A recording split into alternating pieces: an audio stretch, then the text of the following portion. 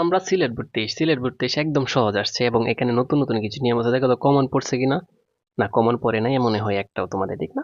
কোনো প্রবলেম নেই। দেখো প্রথমটা দিকে ক্যান আছে, ক্যান বসাও। তারপর নট নাই, নট বসাও। আর ক্যানের সাথে নট বসালে কি হয়, ঠিক আছে? এই যে একটু টেকনিকটা দেখো, ক্যান এর সাথে নট যোগ করলে তো এরকম হওয়ার কথা, বাট একটা এন হবে, ক্যান্ট খান্ড, তাহলে হবে ক্যান্ট। এই যে কারেন্ট বসাইলা। পৃষ্ঠ, বস্তু যদি একাধিক হয়, মানে মাছ তো একটা জীব বোঝায়, বাট এটা বস্তুর ক্ষেত্রে তুলনা করা হয়, কিন্তু একাধিক ফিশেস মানে মাছগুলো, তাহলে দে হবে, তাহলে কারেন্ট দে শেষ। হেল্প বাক্যের শুরুতে যদি মূল বার পাও, তাহলে কি হয় যেন উন্ড হয়, যে উন্ড, উ অ্যান্টি উন্ড, উন্ড, উন্টিউ, কি হয় উনটিউ বা উইলিউ বা উনটিউ। শুরুতে মূল বার থাকলে, মূল বার কোনগুলো এগুলো তো শিখছি অলরেডি, আমি জানি। এই যে দুইটা থেকে যে কোনো একটা, উইলিউ অথবা উন্ড, উনটিও বসিয়ে দিবা, যে কোনো একটা বসাই দিলেই চলবে।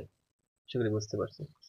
ঠিক আছে, তো দুইটা আমাদের শেষ। তারপর দেখো, শি ইজ এ প্রনাউন, সে একটা প্রনাউন। মনে রাখবা এইভাবে, she is a pronoun, she is a noun, এগুলো যে যেটা থাকে তখন ইজেন্ট ইট লিখবা, আর কোন দেখ কিছু দরকার নাই, মানে শর্টকাটে আমি বলে দিলাম। কি লিখবা? ইজেন্ট ইট, ইজেন্ট ইট, ঠিক আছে? এরকম থাকলে যে she is a pronoun, they is a pronoun, verb is a alphabet, এরকম মানে টেকনিকে থাকলে ইজেন্ট ইট বসিয়ে দেবা, কথা শেষ আমার, ঠিক আছে? হি পুট, পুট হয়েছে ভার্বের টু, তাহলে ডিড হবে, উত্তর হচ্ছে ডিডেন্ট হি, ডিডেন্ট হি। যারা অ্যাডভান্স লেভেলের এরা বুঝবা, এটা হচ্ছে তোমার ভার্বের টু তে আছে, ঠিক আছে? তারপর দেখো দে সেলডম, এই যে আবারও নেগেটিভ শব্দ কাম, কাম হচ্ছে মূল ভার্ব, আর এটা ভার্বের এক নম্বর ফর্মে আছে, তাহলে ডু, এর সাথে নট যোগ করার দরকার নেই, সেলডম আছে ডো দে, ডো দে, উত্তর।